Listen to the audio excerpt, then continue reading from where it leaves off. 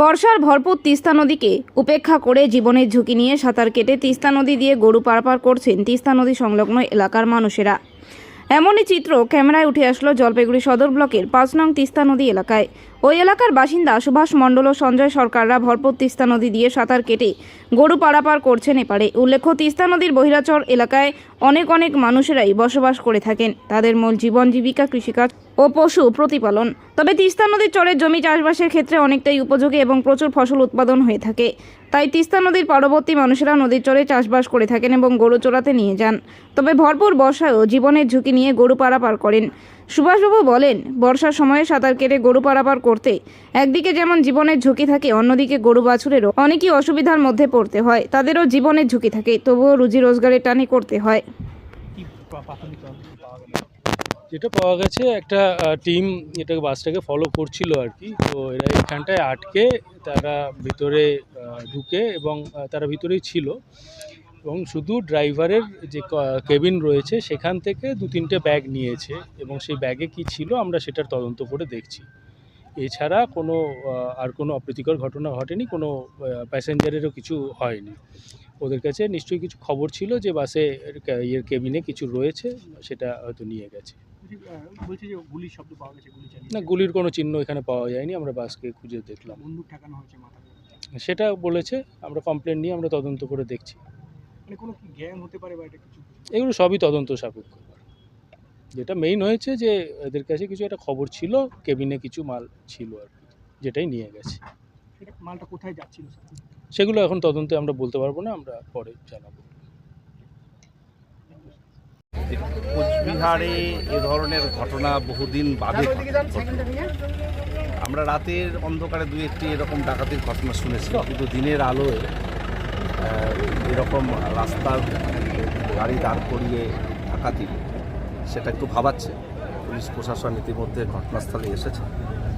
দূরপাল্লার একটি গাড়ি মহাপ্রভু, যেটি নবদ্বীপ থেকে কোচবিহার প্রতিদিন যাতায়াত করে, সেখানে মাঝপথে যাত্রী সেজে কিছু দুষ্কৃতী উঠলো এবং তারপরে তারা ফাঁকা রাস্তায় এসে ড্রাইভারকে মারধর করে, খালাসিকে মারধর করে যাত্রীদের জিনিসপত্র ছিনিয়ে নিয়ে পালিয়ে গেল। এটা খুবই একটা আতঙ্কের বিষয়। কেন এমনটা হলো, কারা করলো, কারা এর পেছনে জড়িয়ে রয়েছে, তার সবটাই পুলিশকে দিয়েছে। জেলা police super, additional police super তারা নিজেরাই এসেছে, তদন্ত করছে। গাড়ির খালাসি অ্যাসিস্ট্যান্টের সঙ্গে কথা বলছে। ড্রাইভার অসুস্থ বলে তাকে হাসপাতালে নিয়ে যাওয়া হয়েছে। এখানকার স্থানীয় মানুষ সূত্রে আমরা খবর পাই, আমরাও ছুটে আসি, আমরাও খোঁজ নেওয়ার চেষ্টা করছি। আমি নিজেও যেহেতু পরিবহন ব্যবস্থার সঙ্গে যুক্ত রয়েছে উত্তরবঙ্গ রাষ্ট্রীয় পরিবহন নিগমে, আমাদেরও দূরপাল্লার গাড়ি প্রতিদিন কলকাতা, বালুরঘাট বিভিন্ন রুটে চলে, রাত্রে চলে। তো আমরাও ওটা ভাবছি যে আগামী দিনে পুলিশের সঙ্গে কথা বলে কী পদক্ষেপ বা কীরকম প্রিকশনস নেওয়া যায়, অর্থাৎ গাড়িতে সিকিউরিটি এনহান্সমেন্ট রাখা, সিসিটিভির সংখ্যা বাড়ানো এবং প্রত্যেকটা পুলিশ স্টেশন এবং জেলা পুলিশের সঙ্গে যোগাযোগ রাখা, রাত্রি গাড়িগুলোর গতিবিধির উপর তারাও যাতে নজরদারি রাখে, এই বিষয়টা নিয়ে আমরা ভাবছি এবং পরিকল্পনাকে বাস্তবায়ন করতে হবে। এ ধরনের ঘটনা আর যাতে না ঘটে সেটাও আমাদের আগে থেকেই প্রিকশনস দিতে হবে।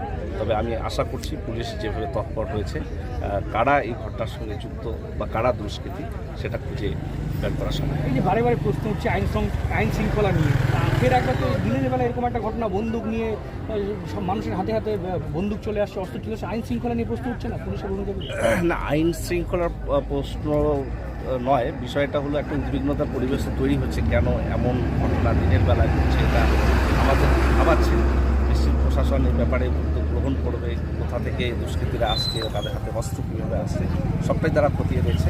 আমরা আশা করি পুলিশ আরও বেশি তৎপর হয়ে অস্ত্র উদ্ধার করুক এবং দুষ্কৃতির এই ধরনের ঘটনার সঙ্গে কারা যুক্ত বা কাদের লিঙ্ক রয়েছে সেই বিষয়গুলো তারা যথোপযুক্তভাবে উদ্যোগ নিয়ে সেগুলোকে ধরুক এবং একটা যে বাতাবরণ, শান্তির বাতাবরণ রয়েছে সেটাকে এস্টাবলিশ বলা হচ্ছে যে বন্দুক নিয়ে এসেছিল, অস্ত্র নিয়ে এসেছিল। এটাও শোনা যাচ্ছে, একটা ফাঁকা আওয়াজ কেউ শুনেছে, তো সেটা এখনও পুলিশ কনফার্ম করতে পারছে না। আমরাও স্থানীয় মানুষজনের সঙ্গে কথা বলছি, সকলে বলছে যে তারাও একটা আওয়াজ শুনেছে, কিন্তু কেউ আহত হয়নি গুলির দ্বারা, কিন্তু ড্রাইভারকে মেরেছে এটা জানতে পারা গেছে।